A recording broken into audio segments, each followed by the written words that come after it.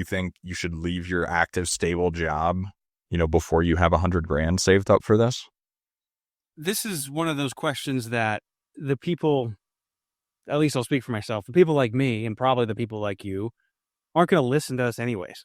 So they're gonna when they feel ready, they're gonna leave regardless. And so, yeah, I think you probably should have a cushion close to that. I mean, if you're a single person, no kids, no spouse, or maybe you have a spouse who makes a bunch of money and is on board with you taking the venture, the leap of faith, okay, you could probably have less in the bank. Um, but if you have dependents, especially maybe your spouse doesn't make as much as you or doesn't make that much, you got kids, a mortgage. I would want to see darn close to that before leaving the job.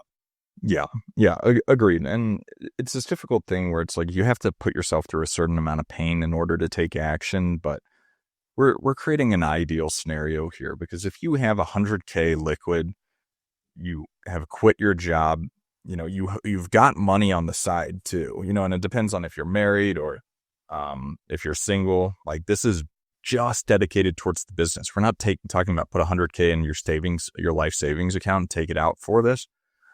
This is to give you a good amount of runway to effectively implement all the systems and business processes that it takes to start moving towards kind of that first goal of call it that 300K per year if we're seeking out 30% 30% margin with decent deal cycle turnover time kind of at the beginning. But what does that look like?